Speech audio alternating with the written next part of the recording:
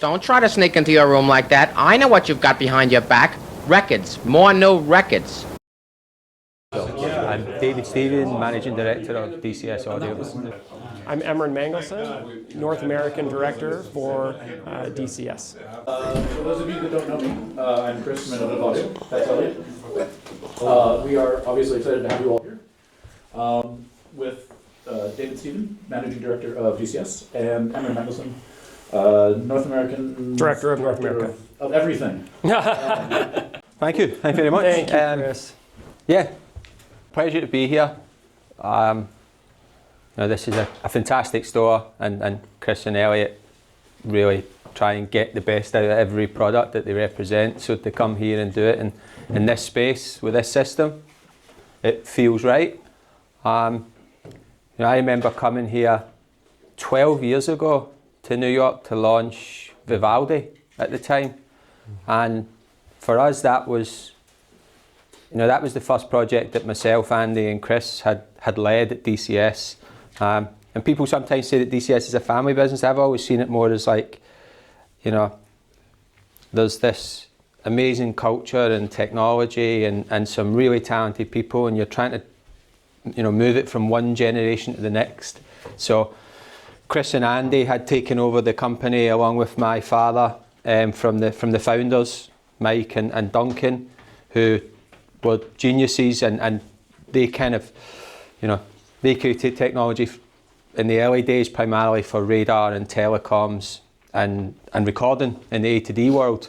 And then that legacy passed on to Andy and Chris, and from there we've tried to kind of drive the company forward and keep innovating and keep being state of the art. So for us it's about, can we be measurably and demonstrably superior to any other D2A technology.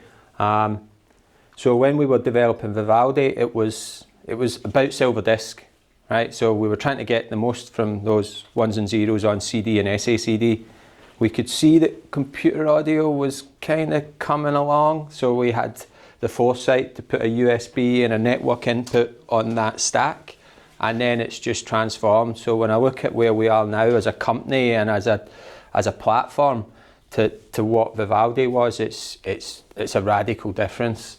So Vivaldi is still state of the art. It's still a product that we are really proud of. That's been in the market since 2012. It's been through numerous software updates and hardware upgrades, and for us I think that's really powerful, because this can be an expensive hobby for people. So we want to get the most out of our platform. And we want our customers to get the most out of their investment in dCS as a product and as a company. So Vivaldi has gone through, we're on to,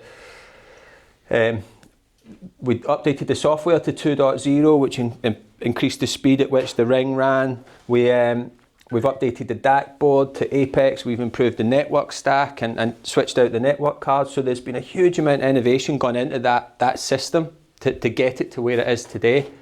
But about 5-6 years ago, we kind of sat down as a team and really started with the musical experience. What do we want here?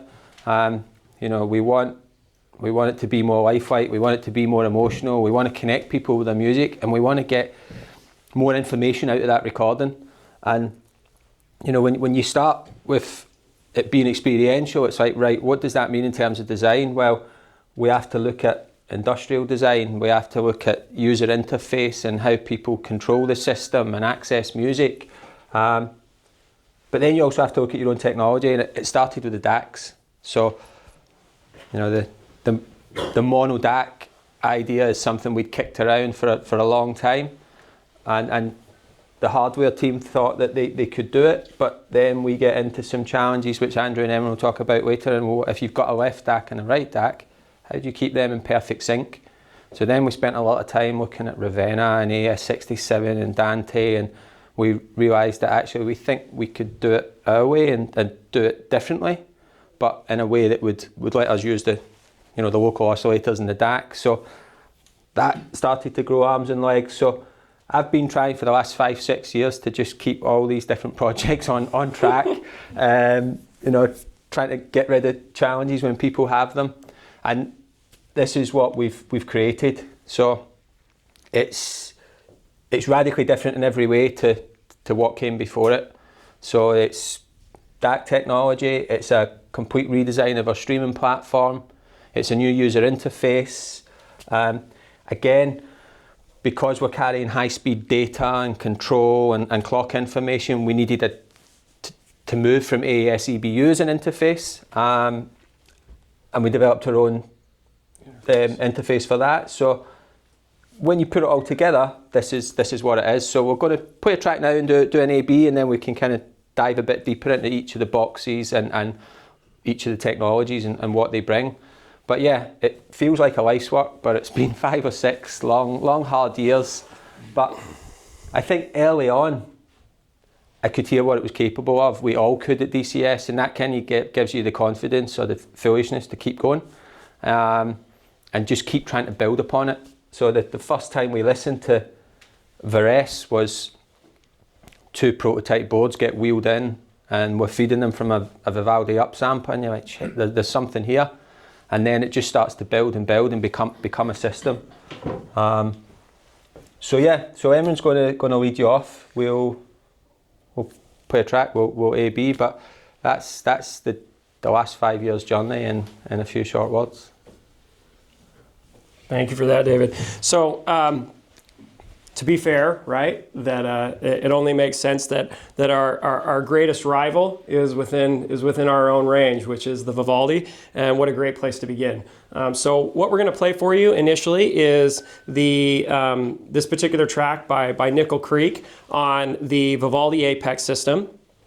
And then we'll play just about a minute and a half, or actually I think just under 2 minutes, get you acclimated to that, and then we'll take just a brief moment to switch the cables over to the Varése system, and volume levels have been matched, and also a mirroring of the settings as well. So this is as close to an A/B as we can get you. Yeah, we're running through the Relentless 800s. The Magnum Opus and the XV6, obviously. Yeah, so yeah, really proud to be demonstrating with these great partners. Peter, thank you so much for being here. From Wilson as well, just a magnificent product, and we're proud to be able to do this. Pleasure. So, And the source? this is going to be streaming from Qobuz. Yep. That's us. Yeah, there we go. Yeah. Thank you. Thank you. All right.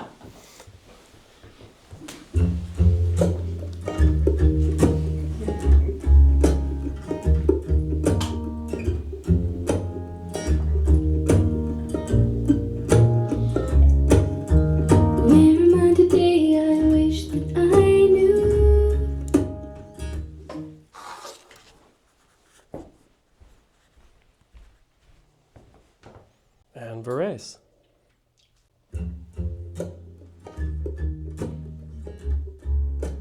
So in terms of the units themselves, slightly different architecture. The audio, again, is coming in from Qobuz, the same file, into the network core.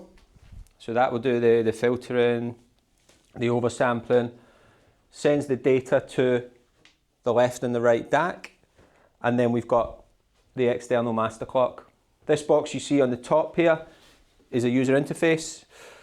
This also does the Apple AirPlay, the Google Cast. It has the Bluetooth receiver for the remote control. And that's the system. So really, we you know, like I say, we looked at this on a lot of different levels. So when it came to interface, we wanted to get people to music fast, right? So we were looking at how the streaming services do it, because they're the gold standard, right? How many swipes and clicks before someone gets to great music, whether they be searching for music or whether they're trying to just play music that you know they like or they've favorited.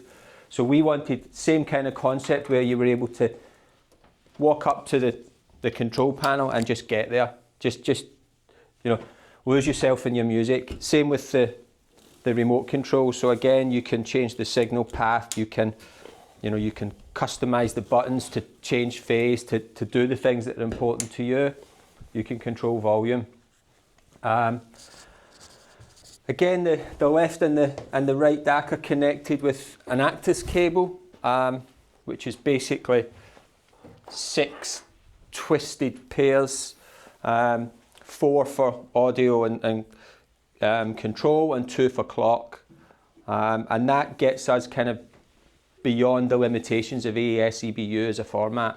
You know, if we want to start carrying real high-speed data rates, this gives us a lot of advantages. And again, that was something we tried to design in from the very beginning, was simplicity. You know, in a multi-box digital system, there's a lot of cables at play: AES, BNC, 232, network, USB, all carrying data and audio and control back and forward. So we wanted to make something that was high performance, but also the simplest system that we've ever created.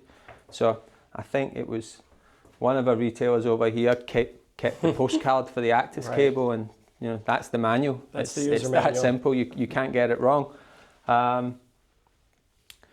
So I mean, Andrew, is there anything you want to?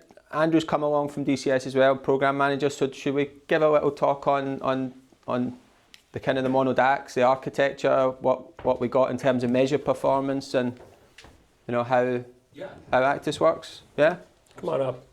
So, that Away. this is a DCS ring DAC. I think many of you are probably familiar with this. This is the original board from the Vivaldi generation of products. So this is 13 years old now. And on this board, basically the ring DAC works with a unitary weighted current conversion technology. So we have 48 resistors which are fed from a power supply which supplies a voltage. The resistors convert that into current, and then the resistors are controlled by latches which turn them on and off, and the result is summed together to form the analog output. That's how it fundamentally works. So one thing you can say immediately is that one of the governing factors of the sound quality in this kind of architecture is the power supply, because that's what's feeding into the resistors. And that's one of the areas where we've paid a lot of attention in the Varése to refining the power supply so that the voltage that's being fed, that's driving the resistors, is even more stable, even cleaner. Then we have the magic, the mapper, which decides which, for each digital value, which subset of these resistors is going to be turned on and off. I personally made the mistake of believing that this was the purpose of the mapper was randomizing. It's way cleverer than that. It's not random. It's pseudo-random, because there are rules that govern how this is done. And of course, the minute there are rules, it's no longer random. So the mapper, for instance, if the same resistor were to be used in 2 consecutive samples, the value of the resistor changes imperceptibly over time. And so one of the things is, one of the rules that has to be observed is that one resistor can't be used in 2 consecutive samples. So as the data is passing through the resistors, it's actually at 5-bit resolution and then is oversampled. And that's why we have 48 resistors, so that we can distribute any signal according to this pattern. So in the Varése architecture, this basic ring DAC architecture has been kind of taken to a new level, a new generation. Instead of 48 current sources per channel, we now have 96. So we've doubled the number of current sources. One of the other things that we've done is the basic ring DAC has become differential. So you can essentially think of it as balanced. So we have 48 current sources which are working with the signal in phase, and we have an inverter which inverts the signal, and 48 of the current sources are working out of phase. So the summed value of the output is always 1, which evens the draw on the power supply, which allows the power supply to perform better and provide cleaner power. It means that the output is doubled, so we get a 6 dB improvement in the signal, but the noise only goes up by 3 dB. So we get a 3 dB improvement in signal to noise ratio, just from the differential architecture. So we've made improvements, many detailed improvements to the power supply that feeds the resistors. We've made the circuit differential. We've now split into mono, which gives very, very good crosstalk figures because they're in completely different chassis. Also allowing the power supplies to perform better because each power supply is only driving the signal for one channel. So many, many small refinements. I'll be in the next room later on for anybody who wants to delve into this in some more detail, but many, many refinements, all of which are essentially aimed at lowering the noise floor relative to what we've had previously, improving the signal level, improving the signal to noise ratio, attendant measurements like linearity, crosstalk, etc. But I think, having done a number of these events around Asia and the tracks that we played, many people, experienced listeners, I've seen them all react within the first second, and often it's even before the first note. They're reacting to the difference in ambience in a recording.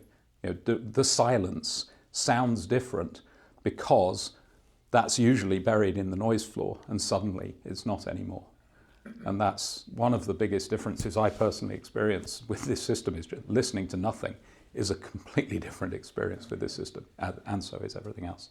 Yeah, and that's where, that idea of the differential ring DAC is where it all started. And then when you try and build a system around that, you're like, right, how do we synchronize them? And that was where Tomics came in, and we have the patent on that, but that let us keep a left and a right DAC in perfect sync. We were able to change the power supplies. I think we've now got one optimized for digital, one for analog. Then there was the network core. So everything just, it built and it built and it built, and it took a number of years. There was a lot of kind of spin out into existing products and projects. So another kind of innovation in Varése. So all the mechanicals are machined from a single billet, right? So that means we don't have interpanels and standoffs, and the chassis can act as a heat sink. We can use constrained layer damping. So in addition to that mechanical work, on the electronic side, we use something called a flex rigid PCB. So that was where we were able to get, for example, so this is the Lena DAC. Now this is a single circuit board. This is actually the copper track. So for the first time in our history as a company, we were able to get all of our electronics onto one single PCB. So that gives us better signal integrity, better reliability on the board, less points of failure. And this PCB folds up in and itself and into the chassis. Now we were able, this is 4 points of flex. With Varése, the core PCB has 9. So that circuit board folds in 9 places around the internal chassis of the unit, which lets us kind of create heat sinks and keep some of the noisier components away from other components. So, Varése was really the test bed for a lot of innovation that made its way into existing products. So Apex was, the output stage is the same in the Apex ring DAC as what's in the left and the right DAC here. So there was all this kind of inspiration and innovation coming out of this project, and this is the final result. So yeah, I tend to talk stream of consciousness here, so we'll play some more music, but yeah, kind of get excited about it. Ultimately about what happens between these speakers, and then in that space in front of you. And again, that was part of the reason why we got rid of all the visual displays. We put them into one box. so that ultimately it's about the music, and the system should just disappear.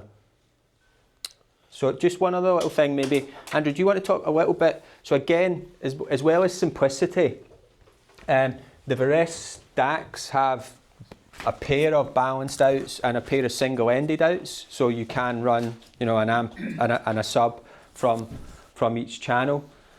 The Varése Core, again, we designed that to be modular, so thinking about where audio is going and what people want from the system. So we have a module that we'll start shipping next month, which has AES, USB, RCA ins, a word clock out, and a 232 out, which can act as a 12-volt trigger.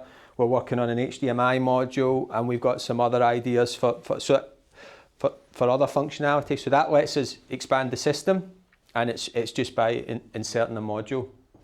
So the first one is the I/O that will be available in February.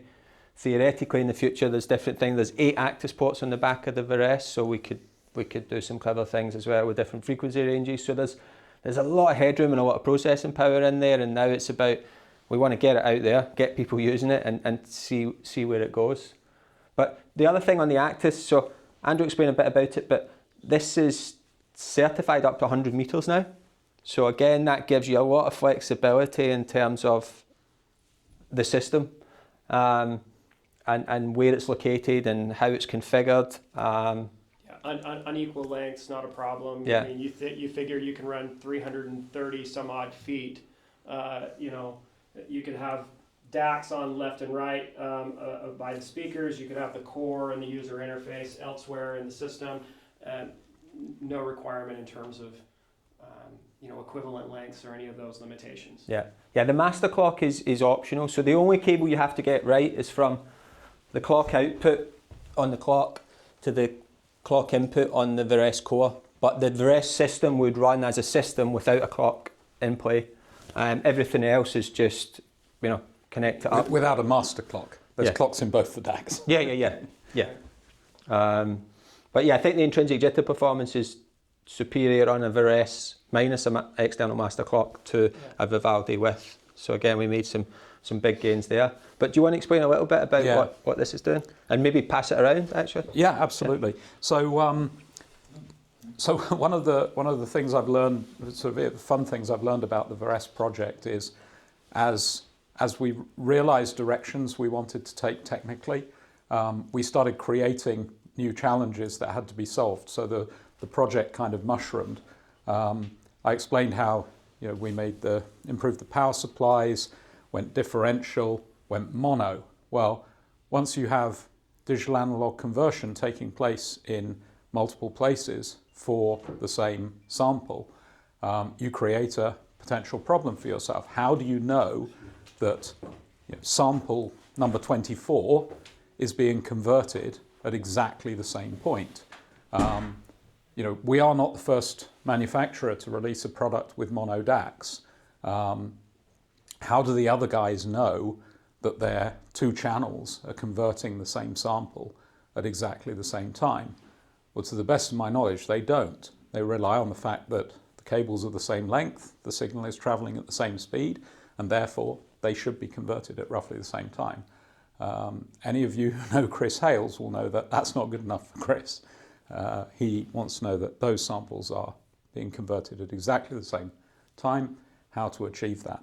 And I believe that was where Actus started, was as part of the solution to that problem. How do we keep the 2 channels exactly in synchronization? So I don't know how much detail you want me to go into, David, so stop me if I start descending down the rabbit hole. But the clock signal, as in our products at least, is a square wave, known as TTL. So as the voltage goes up, is up for a while, and then it goes down. The timing reference is the leading edge of the square wave. The trailing edge is just recovery. It's just sending it down again so it can go back up. So the leading edge is the critical one from a timing perspective. What Chris and Andy, I know exactly which one of them invented, was this idea whereby, okay, if we modulate the trailing edge, which is just a recovery part of the wave, we can modulate it in a way that if we bring the trailing edge closer, we shorten a pulse, then we can use that to represent a symbol. And if we delay the trailing edge by, say, a quarter wavelength, we can have that represent a different symbol. So basically, by modulating the trailing edge of one pulse, we can encode a binary 0 or a binary 1. And we can have a receiver at the other end that can retrieve that. So essentially, this formed the basis of a patent, which is we've called TOMICS, which is a way of sending control signals embedded within the clock.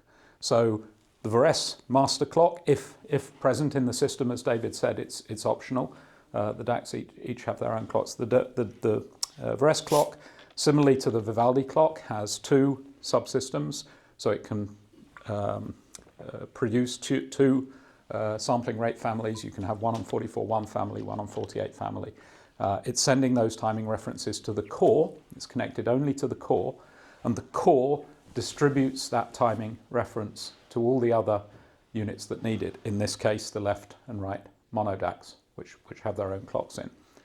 So basically, this modulation of the trailing edge of the clock signal that's sent from the core to the mono DACs is used to send information about when that signal was sent from the core, which allows each mono DAC to calculate the amount, the delay, and synchronize themselves with that master signal, which ensures that the same sample is converted in left and right channels at exactly the same instant.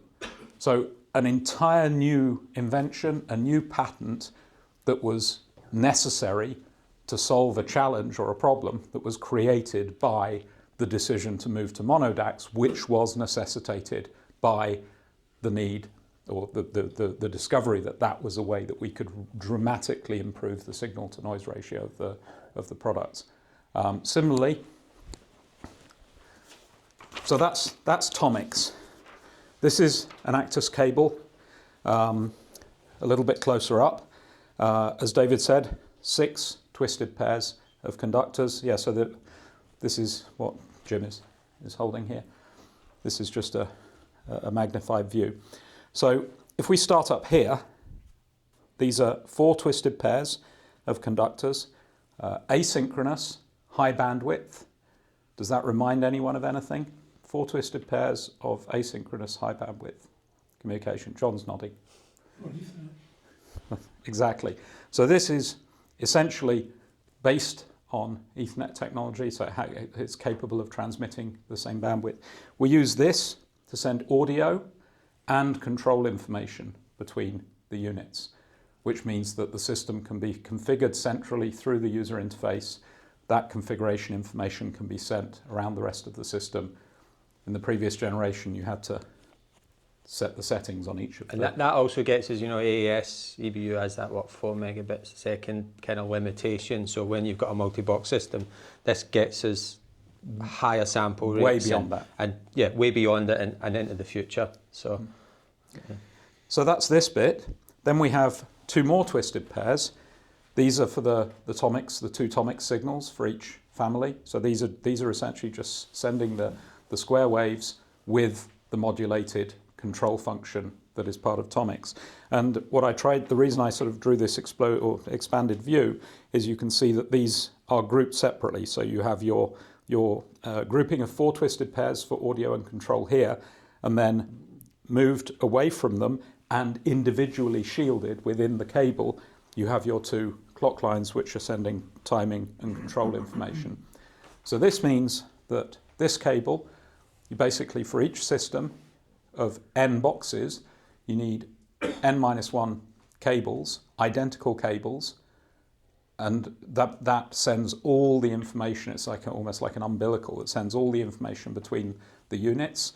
And this was our way of achieving all these diverse technical objectives but at the same time providing a cabling system that is almost idiot-proof. Literally, you plug it in to each unit at either end. It's, for anybody who's plugged together a Vivaldi stack, it's not entirely idiot-proof. Let's leave it there. I have a Vivaldi at home, and I've done it wrong many times. So this was a solution both to technical problems that we've overcome with Tomix, with Actus, but also to the usability, making it easier for the customer, bringing them closer to their music. Probably important to say, because I think some people have sort of misunderstood, dCS is getting into the cable business, etc. They've seen there's money to be made, etc. It's absolutely not. We've sent this to our cable company partners, the LEMO connectors that are used. This is a custom LEMO that we have designed, or we've specified for LEMO. We've sent this to our cable partners. We will certify third-party Actus cables. We're not trying to close out, make this a proprietary system or shut anybody else out. This is a solution to a technical and a usability problem, which enables the system to perform in the way it does. Well, let's switch genres. Let's go to something of a classical variety. We're back on the Vivaldi Apex. We're going to play a little Copland for you, and then we'll switch over to Varése. Fanfare for the common man.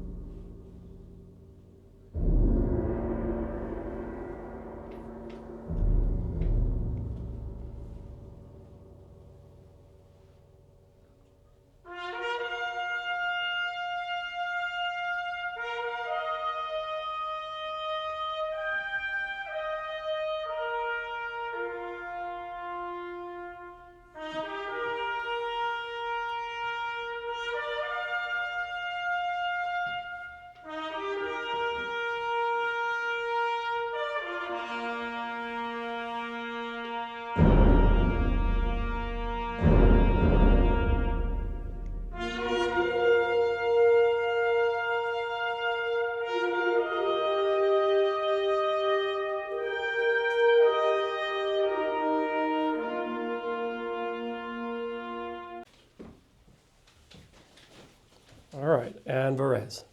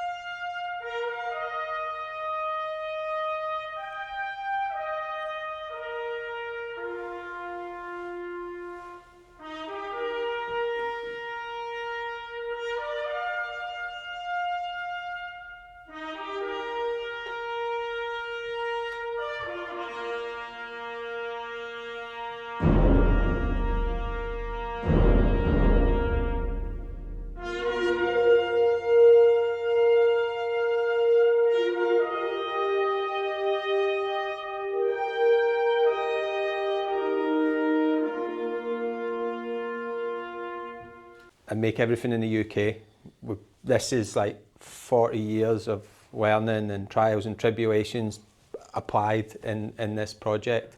We've tripled in size in the last 10 years, but there's not many companies, I think, now that do all their own software, all their own hardware. We build our own test systems. We had to design our own interface, and then we had to build test systems to test that. But this is what it's about, that experience, and when you hear it and you get a feel for it, you want to keep going and keep pushing it and seeing where it can take you. And yeah, I'm super proud of the team. I think they've done a hell of a job. What changes did you make in the analog domain and the output? I mean, because that's part of this whole process. That's a great question. Yeah, the analog domain changes were primarily what made its way into Apex. Apex was a redesign of the analog stage. So it was like the summon stage, the filtering. With Varése, a Vivaldi has 2 transformers, but they're identical. With Varése, we've optimized 1 transformer for analog, 1 for digital. So there's a lot of kind of like marginal gains and incremental improvements, and then there was the real big, step changes in technology and interface. So yeah, like I say, it's just been a blank sheet really, but it started with the mono DACS, and then everything just built from there to turn it into the system that it is. So we never really, you're not really looking at like a market or a customer, or like you start with a spec. It's really, I think the way we've always done it is, right guys, here's the challenge, where do we think we can improve, and they'll go away and kick something back over and we'll try that, listen to that, what do you think? Andy's favourite line is like, it will never work. And then eventually I'll say to him, look, tell me, come on, is it going to maybe work? And he's like, sometimes if we can get from it will never work to maybe, we know we're in a good place. So there was a lot of, well, we're not sure for a long time on this, but. It's a very holistic approach, but the thing that I think is so uncommon and refreshing though with Varése, right, is that oftentimes, especially at the flagship level, that you introduce with performance comes complexity, right, which makes the operation somewhat arduous at times. And with this, I can honestly say Varése is the most simple and easy to operate and intuitive model that we currently make. Easy to configure. It really is.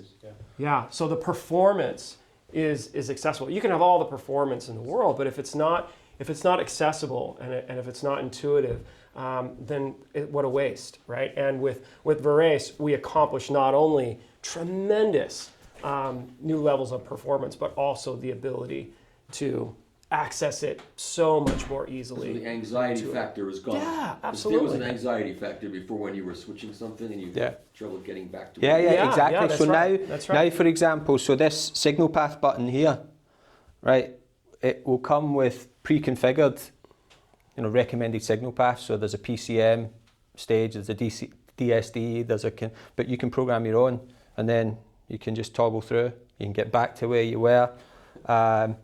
This is play, pause. This will change. Mm-hmm. So we really try to think about simplicity at every stage, from installation to configuration to using it. Can you walk up to it and in a couple of swipes get to music and then sit down and everything disappears again? So the mapper, and so we if it's PCM, we keep it PCM. If it's DSD, we keep it DSD, or you can convert PCM to DSD. So you see, we have them here. So you can create your own and save them, or you can go with the pre-configured ones, but pressing the signal path button will toggle through. So again, we've made that much simpler. So you can just set. Default is plug and play. Yeah, exactly. So for instance, under here you'll see that we have current presets, right? So DSD, PCM or DSD, measured, right? So taking kind of the